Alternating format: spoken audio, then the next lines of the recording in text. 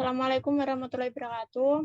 Kami dari kelompok B4 akan mempresentasikan perancangan desain sistem informasi aplikasi website akun store terkait UMKM toko peralatan komputer. Saya Dina Dwi Anissa dengan NIM E41212433. Saya Noval Kadafi, NIM saya E41212133. Saya Dimas Pratama dengan NIM E41212033. Saya Novita Andriana Putri dengan NIM E41212043. Muhammad Akbar Bayhaqi dengan NIM E41212002. Saya Rengga Dwi Pribadi dengan NIM E41212053. Kami sudah melakukan survei dan wawancara, yang kedua rancangan desain UML diagram, yang ketiga flowchart dan database, yang keempat mockup UI. Survei dan wawancara. Topik dari wawancara yang dilakukan ini adalah tanya jawab mengenai sebuah kasus atau permasalahan yang dijumpai untuk pembuatan aplikasi akun store. Wawancara ini dilaksanakan pada hari Minggu 30 Oktober 2022, jam 4 sore, di Jalan Imam Bonjol nomor 16, Nganjuk.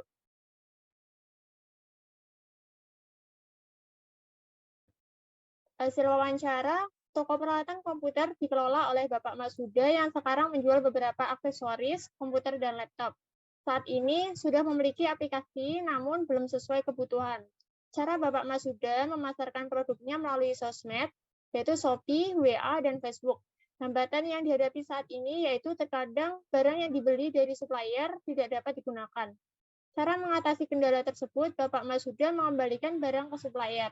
Fitur yang diinginkan Bapak Masuda sesuai dengan kebutuhannya, yaitu yang pertama, mempermudah dan mempercepat pencatatan transaksi, penjualan, dan pergerakan stok toko. Yang kedua, meningkatkan pengawasan aktivitas toko.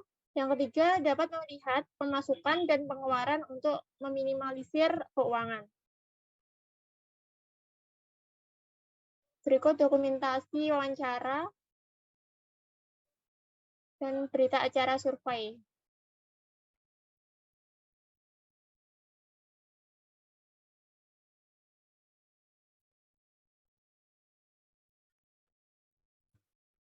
Yang kedua ada rancangan desain UML dan diagram.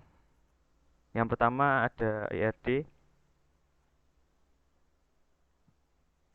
Untuk yang Baik, bertugas untuk menjelaskan ERD di IRD, sini silakan. terdapat 11 entitas. Entitas pertama yaitu supplier yang dihubungkan dengan relasi melakukan dengan entitas supply. Yang berikutnya yaitu ada entitas data supply yang dihubungkan dengan entitas supply dengan relasi memiliki. Yang berikutnya ada entitas barang yang dihubungkan dengan data supply dengan relasi memiliki. Yang berikutnya ada entitas jenis barang yang direlasikan dengan entitas barang dengan relasi memiliki. Untuk entitas berikutnya yaitu kategori yang dihubungkan dengan entitas barang dengan relasi memiliki. Entitas berikutnya yaitu entitas penjual dihubungkan dengan relasi memiliki dengan entitas barang. Untuk entitas berikutnya yaitu detail beli yang dihubungkan dengan entitas barang dengan relasi memiliki. Untuk entitas berikutnya yaitu entitas beli yang dihubungkan dengan entitas detail beli dengan relasi memiliki. Untuk entitas berikutnya yaitu pembeli dihubungkan dengan entitas beli dengan relasi melakukan. Yang berikutnya entitas lemah yaitu alamat yang dihubungkan dengan entitas pembeli dengan relasi memiliki.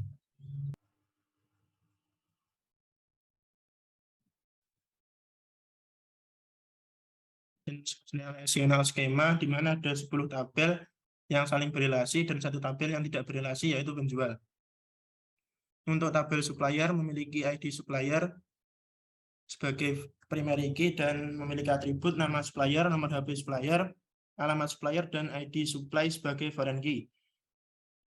Berikutnya ada tabel supply di mana ID supply sebagai primary key, tanggal sebagai atribut, dan sub ID supplier sebagai foreign key. Selain supply terdapat detail supply di mana ID detail supply sebagai primary key dan memiliki atribut harga supply, jumlah supply, detail supply ID barang, detail supply ID supply, dan ID supply dan ID barang sebagai foreign key. Berikutnya ada tabel barang, di mana ID barang sebagai primary key memiliki atribut nama barang, harga, dan stok, di mana barang ID jenis sebagai foreign key. Jenis barang memiliki ID jenis sebagai primary key dan nama jenis sebagai atribut. Selanjutnya ada detail beli, di mana ID detail beli sebagai primary key, detail beli ID barang sebagai atribut, harga beli sebagai atribut, dan jumlah sebagai atribut. Terdapat detail beli ID barang sebagai foreign key dan detail beli ID beli sebagai foreign key. Terdapat tabel beli, di mana ID beli sebagai primary key, tanggal sebagai atribut, dan beli ID beli sebagai foreign key. Selanjutnya ada tabel pembeli, di mana ID pembeli sebagai nama pembeli sebagai primary key, nama pembeli sebagai atribut, nomor HP sebagai atribut, dan email sebagai atribut. Terdapat juga alamat, di mana ID alamat sebagai primary key yang terdapat atribut yaitu address, kota, kecamatan, dan alamat ID pembeli sebagai foreign key. Terdapat kategori yang berrelasi dengan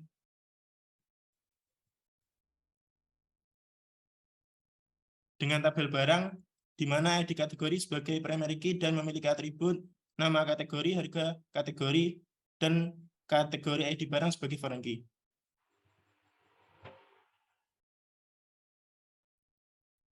Selanjutnya ada use case diagram. Pada use case diagram ini memiliki dua aktor, yaitu penjual dan pembeli, di mana kedua aktornya itu bisa mengakses semua use case yang ada.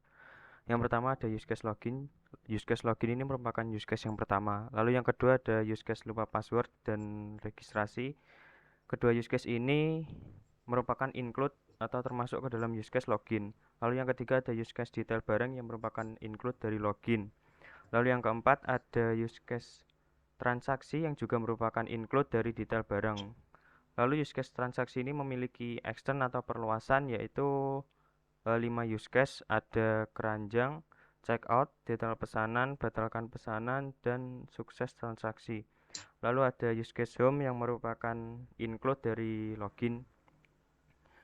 Lalu terdapat use case pengaturan, riwayat, dan notifikasi yang juga merupakan include dari use case home. Lalu yang terakhir ada use case profil yang merupakan include dari use case pengaturan.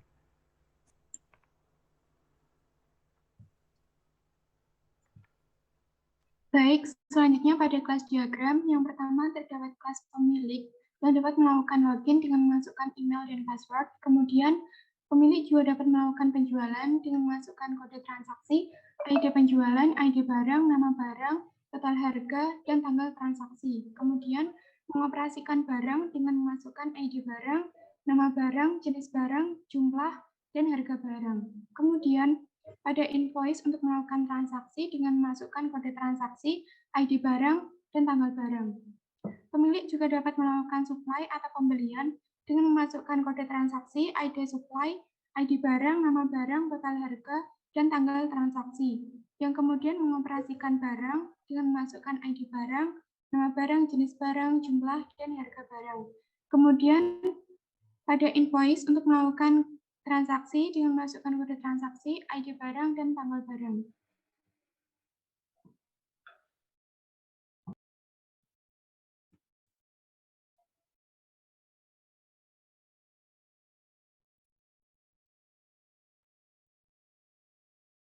Yang ketiga ada flowchart dan database. Yang pertama ada flowchart, dipersilakan untuk jelaskan. Selanjutnya pada flowchart, yang pertama user dapat masuk ke sistem dengan login terlebih dahulu. Inputkan email dan juga password. Selanjutnya, user dapat masuk dan mengakses beberapa fitur utama pada situs web tersebut. Terkait CRUD, user dapat melakukan kegiatan seperti melihat, menambah, mengupdate, dan juga menghapus beberapa data pada form kelola data barang dan juga kelola data pembeli. Adapun fitur transaksi, yaitu user dapat melakukan fitur penjualan dan juga pembelian. Tambah lagi, fitur melihat laporan. User dapat melihat laporan penjualan dan juga pembelian. Terakhir, user dapat keluar dari sistem dengan logout.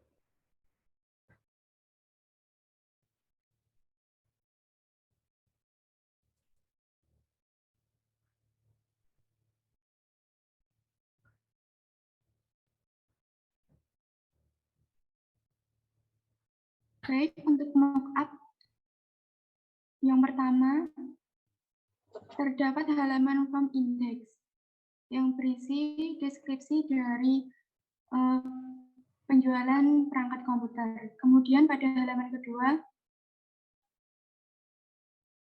terdapat halaman login, di mana penjual harus memasukkan email dan juga password untuk login.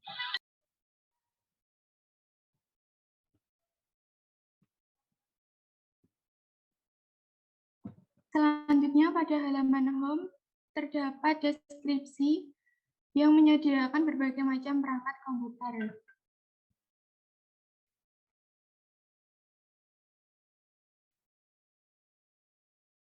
Untuk berikutnya yaitu form barang. Di sini kita dapat melihat tampilan isi dari barang-barang yang dimiliki oleh penjual. Kita dapat melakukan update, delete, searching data, dan juga penambahan data barang. Untuk form berikutnya yaitu tambah data barang. Di sini kita bisa menambahkan data barang dengan mengisikan kategori, nama barang, harga, stok, deskripsi, dan juga gambar. Jika sudah, klik simpan. Yang berikutnya yaitu fitur data pembeli. Di sini kita bisa melihat data pembeli yang ada, lalu kita bisa melakukan pencarian data pembeli, melakukan update dan delete, dan juga melakukan penambahan data pembeli.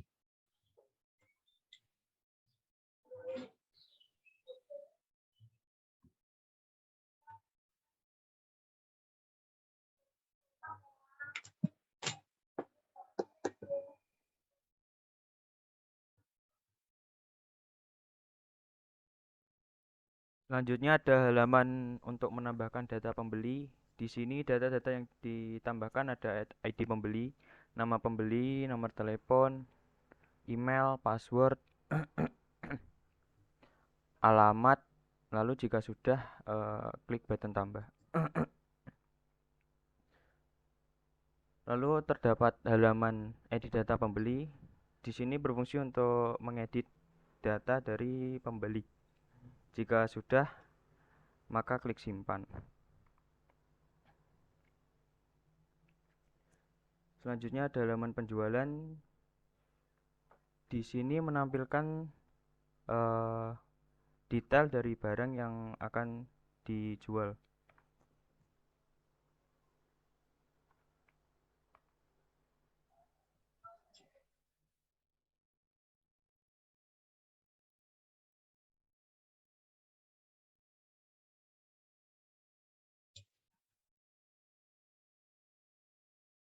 Berikutnya yaitu halaman nota penjualan. Di sini terdapat nota hasil penjualan, di mana kita bisa melakukan cetak.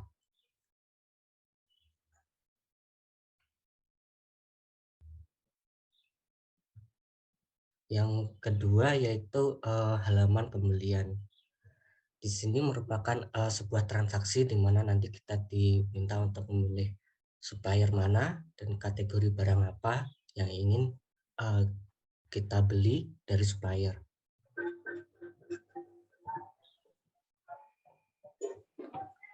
Untuk berikutnya yaitu halaman deskripsi barang pembelian. Di sini kita bisa melihat deskripsi dari barang yang akan dibeli seperti spesifikasi dan lain-lain serta harga. Next.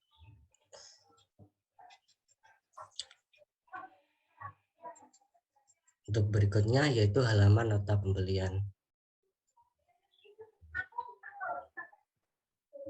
Yang berikutnya yaitu halaman laporan. Di sini terdapat dua laporan, yaitu laporan penjualan dan pembelian.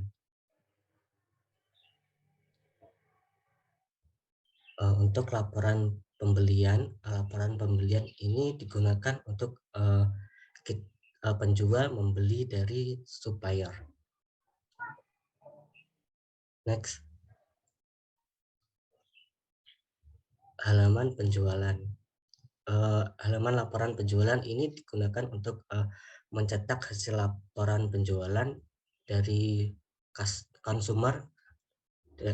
konsumer dan penjual. Next.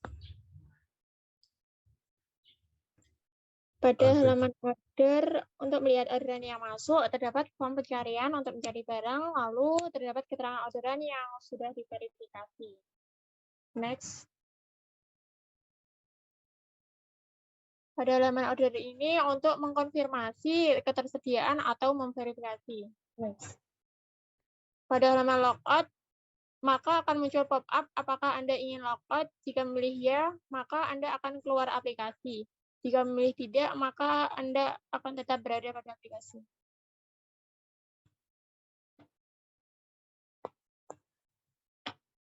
Jika ada yang ditanyakan, tulis komentar di bawah. Sekian dari kelompok kami. Jika ada salah kata, mohon dimaafkan. Wassalamualaikum warahmatullahi wabarakatuh.